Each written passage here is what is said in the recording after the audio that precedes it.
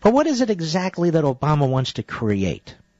What is it exactly that the statists want to create? I mean, ladies and gentlemen, they have access to an enormous amount of money. They take it from us in myriad taxes, user fees. They take it from us at the local, state, and federal level. And it's still not enough. So they borrow immense amounts of money that our children and grandchildren are going to be saddled with over a course of time. I can't think of anything they run that is successful. The only thing Obama runs is his mouth. It's the only thing he runs, well, not even well. Fannie Mae and Freddie Mac, disasters. FHA, disaster. FDIC, really a hollow shell, a disaster. Social Security, even those of you on it, you know I'm telling you the truth. Broke. Medicare, broke. Medicaid, killing the states. The biggest cost every state in this country has is its contribution with the federal government to Medicaid. Breaking the states.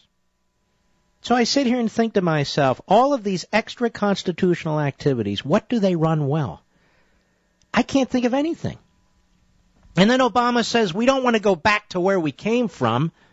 Ladies and gentlemen, Fannie Mae and Freddie Mac, at the direction of the Justice Department, HUD, and the Treasury Department, destroyed our housing market. No bank, no mortgage company. It was the federal government with phony reports coming out of the Federal Reserve in Boston over redlining, which was not occurring. They fix the books.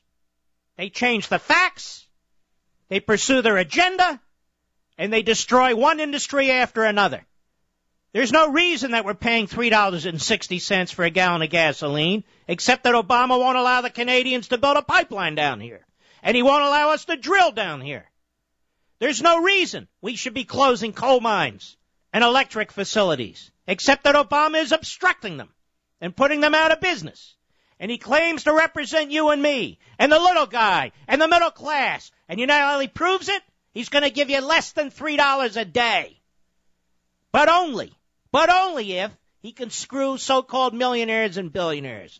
Because he's so stingy when it comes to you keeping your own money. But when it comes to spending other people's money, well, he spends like a drunken Marxist. I have a question for you, Mr. President. Is it fair that you send your kids to an expensive private school in Washington but oppose school choice for poor kids? Maybe we ought to get onto this fair mantra. Is it fair, Mr. Obama? Is it fair that you go on lavish vacations when millions of people are out of work? Is it fair, Mr. Obama, that you play golf when over 45 million people are on food stamps? Is it fair, Mr. Obama, that your wife wears expensive designer clothes and jewelry and accessories when people are losing their homes? Is it fair when people can't afford to fill up their automobiles that you fly around willy-nilly on a 747, not to mention all the support staff that comes with you? Yeah, let's talk about fair, ladies and gentlemen. Is it fair that almost half the people in this country don't pay a federal income tax? Is that fair? And that number's growing. Yes, let's talk about fairness. Is it fair when you take $500 billion out of the Medicare system?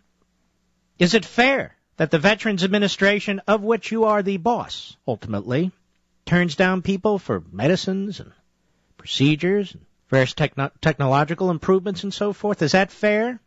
Is it fair when people are turned down for Social Security disability? By the way, I'm not promoting these things. I'm just playing the fair game. Is it fair? See, ladies and gentlemen, Obama would have you believe that the federal government barely exists, that there's so few regulations, that it spends so little money, and that it performs with human perfection. That when you need something, you get it from the federal government, and if you don't, we're going to fix it and make sure you do. We can play this fairness game. Really, we can, if this is what he wants. We can play this inequality game, too. Point of fact, is Obama a millionaire? Yes. Are most Americans millionaires? No. Well, then, he is benefiting from inequality. Why should he? Why does he? Why the hypocrisy?